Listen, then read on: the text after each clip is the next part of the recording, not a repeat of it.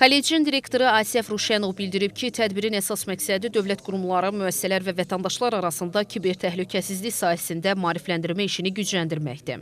Naxçıvan Muxtar Respublikası Prokurorluğunun şöbə rəisi baş ədliyyə müşaviri Faiq Səfərov bildirib ki, son illər dünyada olduğu kimi Azərbaycanda da kiber hücumların sayı artıb və bu hücumlar əsasən şəxsi məlumatların oğurlanması, bank kartlarından vəsaitlərin çıxarılması, sosial şəbəkə hesablarının ələ keçirilməsi və dövlət informasiya resurslarına müdaxilə halları ilə müşahidə olunur. Bu səbəbdən güclü şifrələrdən istifadə, naməlum linklərə daxil olmamaq, 2 mərhələli identifikasiyadan istifadə və antivirus proqramlarının quraşdırılması vacib hesab olunur. Qeyd olunub ki, kiber təhlükəsizlik sahəsində maarifləndirmə tədbirlərinin keçirilməsi bu sahədə risklərin azaldılmasına mühüm töhfə verir. Digər çıxış edənlər iştirakçılara kiber hücum növləri, phishing hücumları, zərərli proqramlar və məlumatların qorunması üsulları barədə ətraflı məlumat veriblər. Həmçinin tövsiyə olunub ki, şəxsi məlumatlar heç bir halda digər şəxslərlə paylaşılmasın, bank kartı məlumatları naməlum saytlara daxil edilməsin və şübhəli hallarla qarşılaşdıqda dərhal müvafiq qurumlara müraciət edilsin. Tədbirin sonunda iştirakçılara kiber təhlükəsizliklə bağlı maarifləndirici bukletlər paylanılıb, mövzu ilə bağlı video çarx nümayiş etdirilib. Son dövrlər kiber cinayətkarlar arasında